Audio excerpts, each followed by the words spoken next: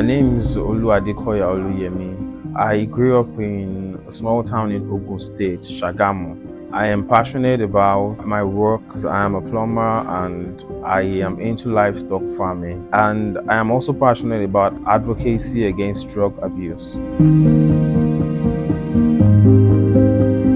I was 13. I lost my dad at a point, so I was raised by a single mother. My mother had to raise us, and I am the last child of three. I have all sisters, and I didn't really have good male examples in front of me. So I was kind of open to being lured by peer pressure. Before you knew it, something I just started as a bad habit turned into something I couldn't do without for 20 years. I prostituted everything except I never did, but trust me, whatever it is, I prostituted everything. At the time, I was given money for tuition in school, and I spent the money for my tuition, my rent, everything. I spent it on drugs, and I was close to 1 million. A very close friend, a childhood friend, he's not in the country at the moment. He's abroad. He sent me some money when I got free money from him. So he gave me some amount of money. He gave me $1,000. I didn't buy an ordinary recharge card. I didn't recharge my phone out of that money. I squandered everything on drugs. Yeah, I did can't that time. I am telling you. So it was that bad. I lost my mental health. I lost my mental health. I lost my personality. Okay, I could remember a day I was so high on. I don't know how I fell into the gutter. And in the process, my wife was passing on the street and she saw me and she was so shy to even be associated with me. I was always comfortable with a zero balance. Yeah, I would have nothing and the next minute I beg somebody for 5K and that 5K in the next just in the next couple of hours I smoked it out again and I lost everything. I lost self-respect. The moment nobody takes you serious, you have lost everything. The only thing I didn't lose was my marriage, and I was on the verge of losing it before. That was actually one of the major wake-up calls I got.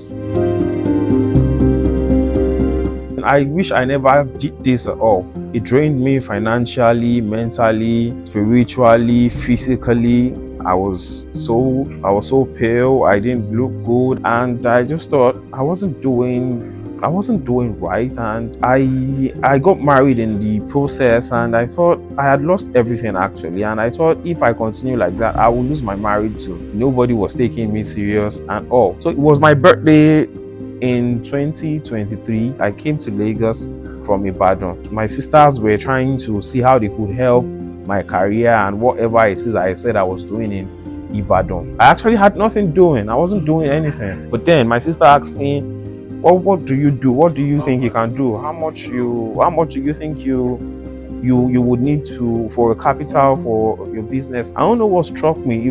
It can only be God actually, because I didn't know what I was signing up for. I just told my sister I needed help. She said, what kind of help? I said, I don't need financial help. I do substance. She was like, what kind of substance? I said, everything. So what do you want? I said, I don't know what kind of help I need, but I just knew that something needs to change in my life. I don't know how I got struck by that divine power. I got the help I needed through family support system, because they really stood the faith of my mother, the faith of my sisters, those that believed in me when I didn't even believe in myself. My wife in particular, because she really stood. And before I knew it, I was into treatment. I was actually going with the flow at first. At the time, I felt imprisoned, that this wasn't what I signed up for, especially when the withdrawal symptoms set in, and I felt like no, I wasn't doing, like, I have a life to live. Why would you just lock me up in a controlled environment and tell me that I can't go out? And let me know if I am in jail and all of those things. But thank God I was able to talk to therapists, psychologists, and psychiatric nurses, and all of those people. I am 2 years clean. I felt enunciated because I am trying to stay clean, and it is the first phase. Rehabilitation is like when your something is damaged and you're trying to repair it, if not back to the exact to a factory setting, but at least to to something very similar. So when the body was facing the changes, when my system was facing the changes, at the time I could not eat. When I eat, I feel like I want to throw up. I couldn't sleep, and I felt like my life was going to end if I didn't get that substance. And I was violent. At the time, I even broke out of treatment. Yeah, I broke out of treatment and out of the facility. Yeah, I broke out of the facility I was then. I actually broke out of that facility thinking I wanted to go and get that substance. On getting out, I discovered I had no phone to make a transfer or to get money to get what I wanted to go. I had to go back in the facility thinking I would be able to sneak in and get my phone and make way. That was when they caught me and I was grounded. It wasn't an easy one. It's a lot of faith actually, because you still need some psycho educations. You do it not because somebody is watching you, but you do it because you can't afford to face a second wave. There's a first wave and there's a second wave. You can't afford to face it.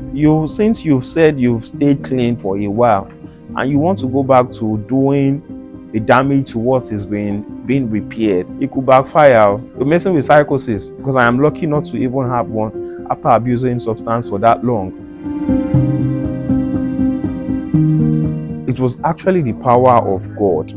It was the divine hand of God that made me speak out, because I had the chance to take money from my sister, the financial assistance she was willing to give at that time. But I don't know what struck me, and I just thought it wasn't a financial assistance I needed when I was given an open check. Speak out. With the right help, right support, you will break free. That is if you've been doing it. But the best thing is abstinence. If you have never done it, please don't try it. I'm not so proud of things that I have done. If you've been into it and you feel you don't know how to get out, just take courage. You can speak out. Speak out. There are helplines there are people you can talk to. Speak up. Look for a family member. Don't feel stigmatized. The journey of 1,000 miles starts with a step. You don't know who's willing to listen, and you will get the help that you need. I will tell you for free again that don't go there. Highness no be steeze.